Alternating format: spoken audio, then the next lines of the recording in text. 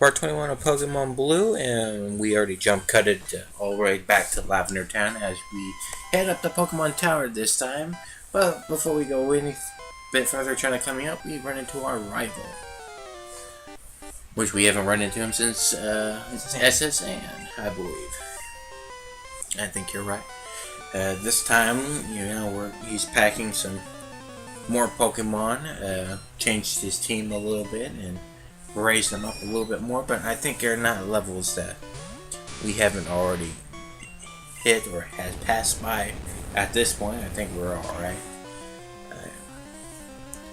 It may be a while since I checked, but I think his last time I saw his Pidgeotto is level 18, jumped up to 25. But with our level 30 Raichu took him out. He sends out Growlithe. Now at this point, his team kind of changes up depending on what Pokemon you picked as your starter. If you started with it's always going to be a grass, water, and flying in this battle from here on out. So if you pick, let's say his Pokemon is a Squirtle. Okay, if it's the Squirtle. Yeah.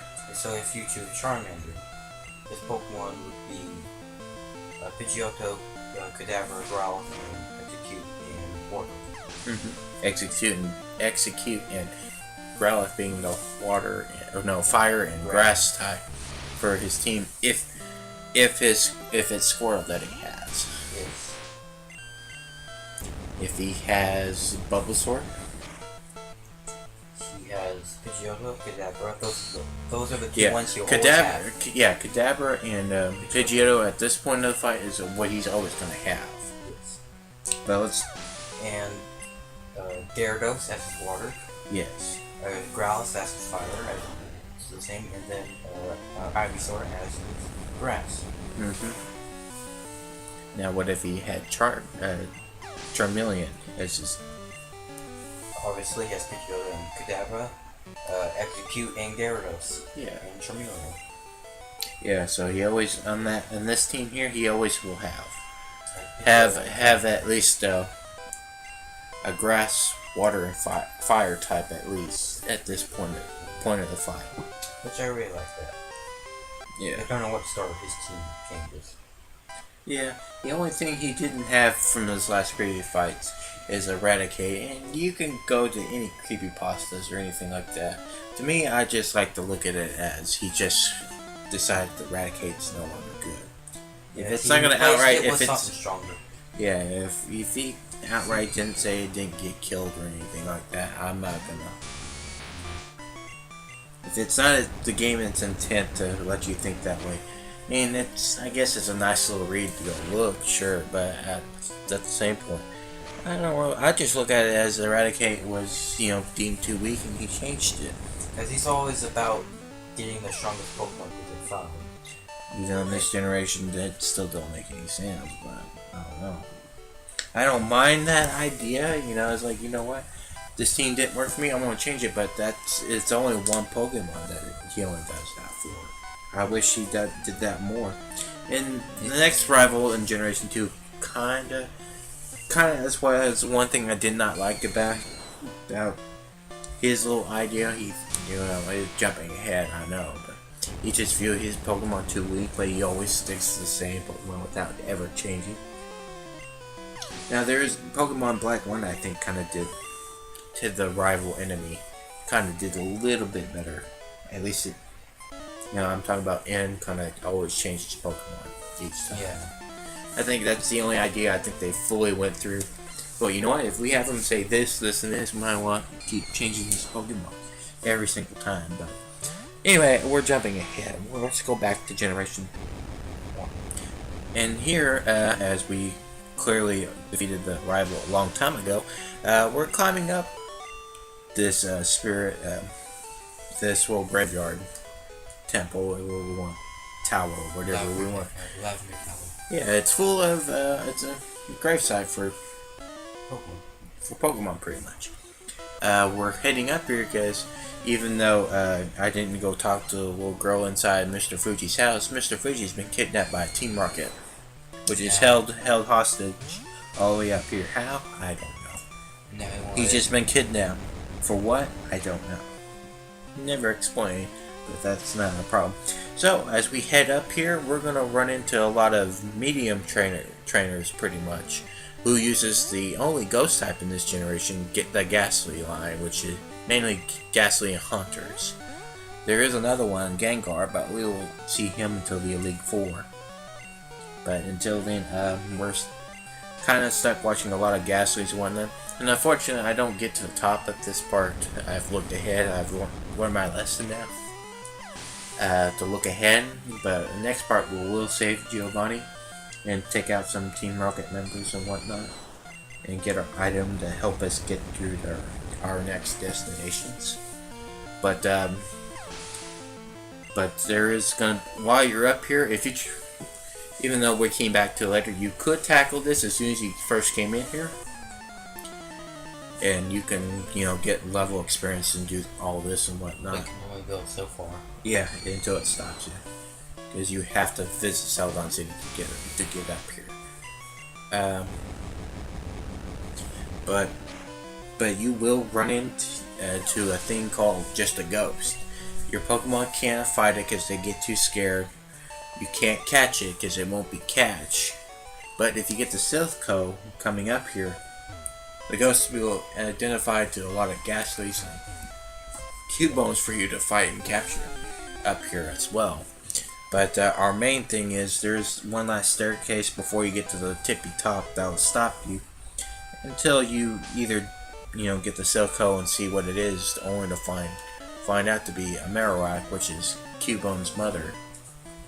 Or you can do the trick like we said about the Pokédoll, where you can still run and counter, and all you can do is pretty much run it, and that's it. But with the Pokédoll, there's a glitch where it acts like you already defeated it, or the same text box is showing that you defeated it, and you head upstairs, and that's it. And then you fight Team Rocket members. Unless you're in yellow, you fight Jesse and James another round, but not the. It's the second to. I think at this point it could be your second to last fight with them.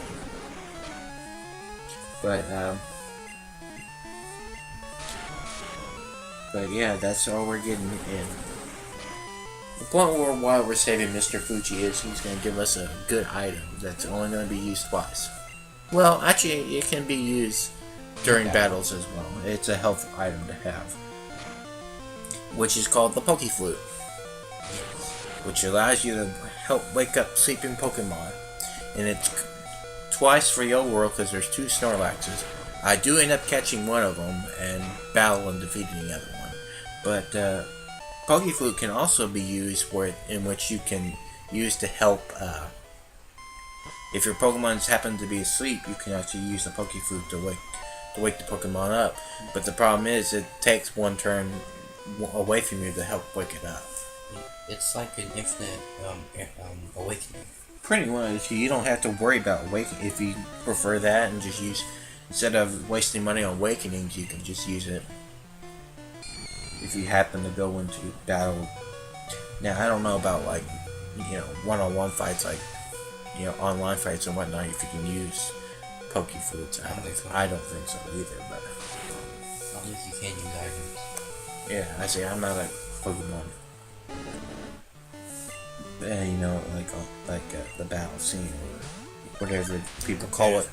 Competitive play, yeah. Whatever these folks do today, I don't know. Neither do I. But yeah. So yeah, but that's what we're doing in this part. We're just kind of going through a lot of Ghastlies and the occasional Haunter. I don't think I run into a Cubone. I know I run into a Marowak. Love story.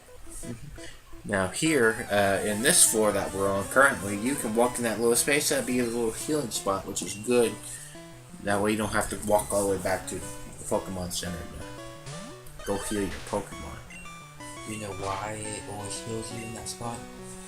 Why is that? Do you know? Nope. That's what I'm asking you. Oh, I don't know. No, I don't know. The one thing I didn't fail to mention is why are we fighting a lot of these mediums in a tower for graves? Well, if you pay attention to all these dialogue boxes, except for this one right here that talks to you, they're kind of like possessed. You're insinuating they're being possessed. And, for Pokemon series, I know, the infamous Pokemon Dex entries that do a lot of creepy stuff. I don't know why. But some of these things that they say is kind of, for something that was meant for kids, it was pretty, pretty dark, I would say.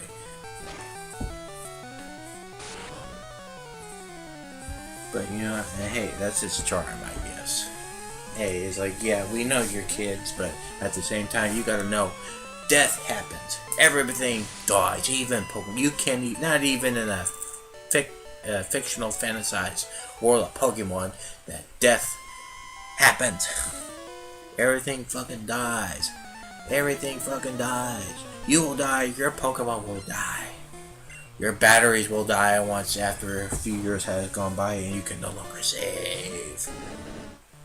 But yeah,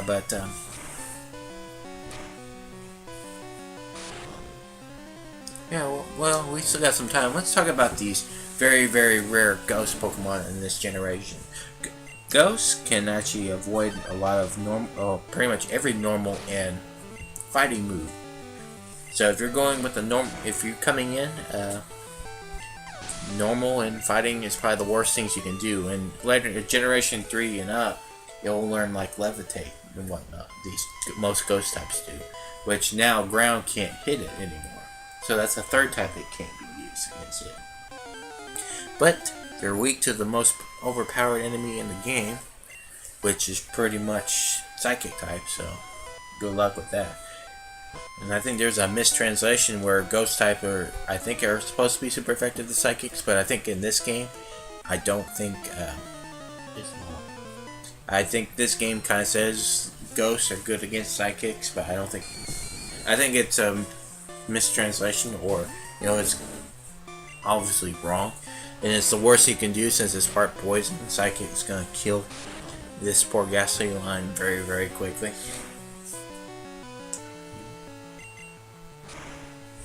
But does it not also have a weakness to itself in this generation? Yeah, if it does, that's pretty sad. That its only weakness is itself. Yeah, unfortunately, that's pretty sad to think about if that's true. I'm not too sure. I just know, I know some things like the focus energy thing glitch and stuff like that, not programmed very well and whatnot with its original intent.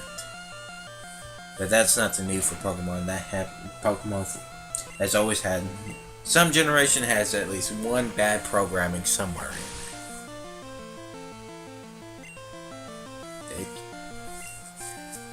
A lot of people like to focus and put their energy into it. But yeah, I think we're almost done with this tower anyway. I think by our next part, I think we're at the tippy top, not the tippy top, the area where we'll run into this Marowak, defeat it, and that'll be the end of it. Again, defeat all the Team Rocket members, holding Mr. Fuji hostage. Now, to be fair, I'm learning my lesson. I don't know what I'd do if I remember correctly, I just go after the Snorlaxes and kind of take around a lot of these trainers before I hit it with Self Go. But yeah, don't hold my word to it. But yeah, as we finish wrapping up and taking out this Chandler here,